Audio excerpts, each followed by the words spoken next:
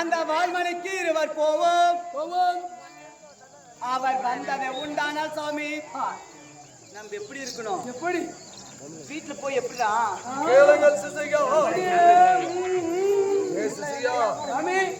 இந்த பெண்மணி இருக்கிறார். பாதுமைய தவ மாமுனியே மாளிகைக்கு இருவர் போவோம்.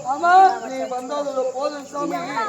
நீ பாதுமைய மாமுனியே தீருமையா என் குறைய திரும்பமையா மாளிகைக்கு நீ வந்ததே போதும் சாமி. பாருங்கள் என் மாளிகைக்கு. தேசியா நான் மாளிகைக்கு வருவதற்கு கிடையாது. தவம் என்றால் தவமே நோக்கும், பெண் என்றால் பெண்ணே நோக்கும், பெண்ணே நோக்கும் தோழி. அப்படி அரண்மனைக்கு சென்றவுடனே கூட்டு போவாலாமா? அரண்மனையில் எப்படி என்னை எப்படி அழைத்து செல்வார்?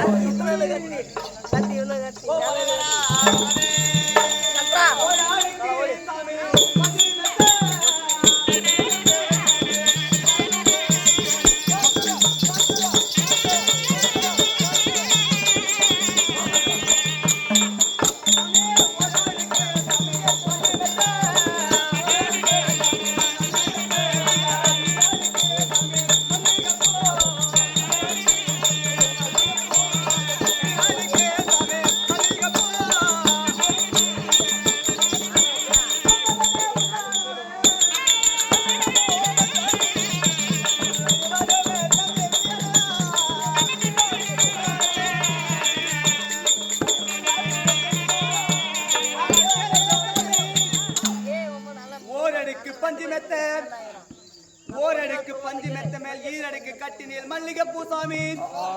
நீங்கள் என்னுடைய வால்மனைக்கு வந்து விட்டால் இருவருமே பஞ்சன மெத்த மேல் படுத்து பஞ்சர் ஓடணும். அப்படி இருந்தாலும் உன்னை எப்படி தெரியுமா? சபையோர்களே, 5 அடுக்கு பஞ்சமத்தை, ஓரடுக்கு மல்லிகைப்பூ, அந்த மல்லிப்பூ குத்துட்டு அந்த காம்பு கொடுக்கல வச்சிருக்கிறாங்க. அந்த மல்லிகைப்பூ மெத்த மீது நம்ம குஞ்சு விளையாட வாருங்கள் நாதா. குஞ்சு விளையாடணும் சாமி. நாங்கள் மெத்தை மீது படுப்பது கிடையாது. வேணுமா சாமி தரிசனம் காலையிலே?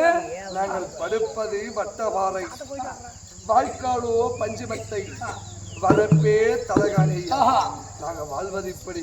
இது நடக்காது, இது நீதி இல்லை, இது நேர்மை இல்லை. இல்லை சிசியா தில்லையில் நடினே நடனோ